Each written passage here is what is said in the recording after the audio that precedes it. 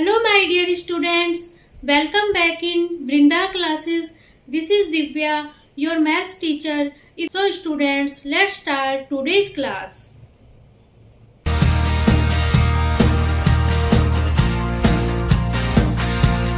Question number 5 of exercise 4.3. From the choices given below, choose the equation whose graphs are given in figure 4.6 and figure 4.7।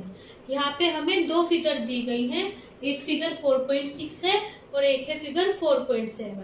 तो हमें क्या करना है, हमें ये बताना है कि फिगर 4.6 और जो 4.7 में ग्राफ बना हुआ है वो इन चारों में से किस इक्वेशन का है। देखो ये पहले दी गई है हमें, ये है हमारे पास फिगर 4.6 है। तो इसमें ये बताना है कि इसमें इन चारों इक्वेशन में से ऐसी कौन सी इक्वेशन है जिसका ये जो है, ये जो स्ट्रेट लाइन मिल रही है उस इक्वेशन के कोरस्पॉन्डिंग मिल रही है।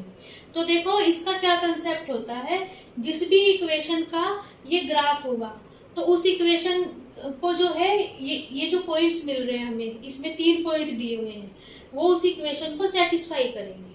देखो इसमें 3 पॉइंट मिल रहे हैं, एक तो मिल रहा है -1, ये वाला पॉइंट सबसे शुरू वाला, ये मिल रहा है -1 और 1। दूसरा पॉइंट दिया गया है इस पे 0 और 0, और तीसरा पॉइंट है 1 और -1। तो ये तीनों पॉइंट्स जिस भी इक्वेशन को सेटिस्फाई कर देंगे वही इक्वेशन का जो है ये जो होगा ग्राफ हो जाएगा। तो देखेंगे, देखो फर्स्ट चेक करेंगे, फर्स्ट में है इक्वेशन y = x। तो पहला पॉइंट था -1 और 1। तो देखो हमेशा ये वाली बात ध्यान रखनी है, जो भी पॉइंट हम चेक कर रहे हैं पहला जो कोऑर्डिनेट होता है वो होता है x कोऑर्डिनेट, और जो दूसरा कोऑर्डिनेट होता है वो होता है y कोऑर्डिनेट। तो देखो दूसरा कोऑर्डिनेट 1 है वैल्यू इस वाले पॉइंट पे, जो फर्स्ट पॉइंट है इस पे जो वैल्यू है 1 है, y की वैल्यू 1 है। 1 = x दिया हुआ है -1। क्या यहाँ पे 1 कभी -1 के इक्वल हो सकता है? नहीं हो सकता है, तो ये गलत हो गया। मतलब ये वाली जो इक्वेशन है ये इसे पहले पॉइंट को सेटिस्फाई नहीं कर रही है। तो मतलब जब ये पहले पॉइंट को नहीं सेटिस्फाई कर रही है तो ये जो ग्राफ होगा ये इस इक्वेशन का नहीं होगा। अब हम चलेंगे दूसरी इक्वेशन पे। दूसरी दी थी x + y = 0। स्टूडेंट्स, अगर आप इस एक्सरसाइज के और भी क्वेश्चंस विजिट करना चाहते हैं इस पूरे चैप्टर के, तो इस पूरे चैप्टर की प्लेलिस्ट का जो लिंक है वो मैंने डिस्क्रिप्शन और आई बटन में डाल दिया है, आप वहां जाकर स्टडी कर सकते हैं। देखो सेकंड इक्वेशन है x + y = 0, तो उसमें भी यही चेक करेंगे, तीनों पॉइंट सेटिस्फाई करने चाहिए इस इक्वेशन को। तो सबसे पहले पहला पॉइंट चेक करेंगे। देखो पहला पॉइंट है -1 और 1। तो देखो x की वैल्यू -1 है, अभी भी मैंने बताया फर्स्ट कोऑर्डिनेट -1 है, और यहाँ पे फर्स्ट पॉइंट में सेकंड है कोऑर्डिनेट 1, तो मतलब है 1। देखो -1 और +1 आपस में कैंसिल हो जाएंगे, एक टर्म माइनस की है दूसरी प्लस की है और सेम नंबर है, कैंसिल हो जाते हैं। तो यहाँ पे आ जाएगा 0। और यही देखो हमारी जो है RHS है, ये वाली जो है RHS है। हमने LHS को सॉल्व किया, RHS हो गया। तो मतलब ये जो इक्वेशन होगी ये किसे सेटिस्फाई कर रही है, -1 और 1 को सेटिस्फाई कर रही है। अब इस इक्वेशन में ये वाला दूसरा पॉइंट देखेंगे 0 0। देखो ये इक्वेशन थी x + y = 0। अब देखेंगे दूसरा पॉइंट सेटिस्फाई हो रहा है नहीं। पहला कोऑर्डिनेट है x, इसकी वैल्यू है 0, प्लस दूसरा कोऑर्डिनेट है इस पॉइंट में y, उसकी वैल्यू है 0। 0 + 0 तो 0 ही होता है, तो यही देखो हमारी राइट हैंड साइड है।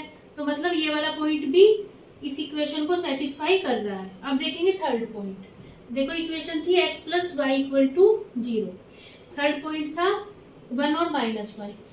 x कोऑर्डिनेट दिया है 1 और प्लस y कोऑर्डिनेट है -1, यहाँ पे है -1। तो यहाँ कितना हो जाएगा, प्लस की माइनस मल्टीप्लाई, प्लस माइनस होता है -1 1 में से 1 जाएगा 0, और यही है हमारी राइट हैंड साइड। देखो ये जो हमारी इक्वेशन है x + y = 0, ये तीनों पॉइंट्स को सेटिस्फाई कर रही है। जब ये तीनों पॉइंट्स को सेटिस्फाई कर रही है तो इसका मतलब ये निकलेगा कंक्लूजन कि ये जो ग्राफ दिया गया है, स्ट्रेट लाइन बनी हुई है, ये इसी इक्वेशन की बनी हुई है। तो इसका आंसर आ जाएगा फिगर 4.6 का इक्वेशन सेकंड, x + y = 0। ये फिगर है हमारी फिगर 4.7, और इसके कोरस्पॉन्डिंग 4 इक्वेशंस हमें ये दी गई है। देखो इस फिगर 4.7 में पहला पॉइंट ये मिल रहा है -1 और 3, दूसरा पॉइंट मिल रहा है 0 2 और तीसरा पॉइंट मिल रहा है 2 0। तो बस हमें चेक करना है कि ये जो ग्राफ है किस इक्वेशन का है। तो बस क्या करेंगे, इन तीनों पॉइंट्स को इन इक्वेशंस में रख के देखेंगे। जो भी तीनों पॉइंट्स को सेटिस्फाई करेगी वह इक्वेशन क्या हो जाएगी, वो इसका ग्राफ होगा। देखो फर्स्ट है हमारे पास y = x + 2। अब देखो फर्स्ट पॉइंट था -1 और 3, मतलब x की वैल्यू -1 और y की वैल्यू 3। y की वैल्यू है 3 = x की वैल्यू है -1 + 2। तो देखो क्या आया, 3 = देखो 1 माइनस का है 2 प्लस का है। जब साइन डिफरेंट होते हैं तो सब्सट्रैक्ट हो जाते हैं। 2 में से 1 जाएगा, क्या हो जाएगा, 1 आ जाएगा। और हमेशा बड़े नंबर का ही हम साइन लगाते हैं, तो बड़े नंबर का साइन है +1। क्या 3 कभी 1 के इक्वल हो सकता है? नहीं हो सकता है। तो इसका मतलब क्या है कि ये जो ग्राफ है, ये देखो ये इक्वेशन जो है पहले पॉइंट को सेटिस्फाई नहीं कर रही है। तो जब ये पहले पॉइंट को नहीं कर रही है तो इसका मतलब ये जो इक्वेशन है, इस इक्वेशन का ये ग्राफ नहीं है। अब हम क्या करेंगे, दूसरी इक्वेशन चेक करेंगे, y = x - 2। तो देखो पहला पॉइंट था -1 और 3, x की वैल्यू है -1 और y की वैल्यू है यहाँ पे 3 = अब देखेंगे, देखो दो टर्म्स हैं, दोनों के साइन क्या है, सेम है। जब सेम साइन होंगे तो ऐड हो जाएंगे। 1 और 2 कितना हो जाएगा, 3 हो जाएगा। और जो भी टर्म्स का वो होता है, साइन होता है, वही आता है। लेकिन देखो हमारे पास लेफ्ट हैंड साइड क्या आ रही है, 3 आ रही है। क्या 3 कभी -3 के इक्वल हो सकता है? नहीं हो सकता है। तो इसका मतलब ये वाली जो इक्वेशन है ये भी इसे क्या नहीं कर रही है, पहले पॉइंट को सेटिस्फाई नहीं कर रही है। तो मतलब ये जो ग्राफ है इस इक्वेशन का सेकंड इक्वेशन का नहीं है। अब देखेंगे हम थर्ड इक्वेशन। थर्ड थी हमारे पास y = -kx + 2।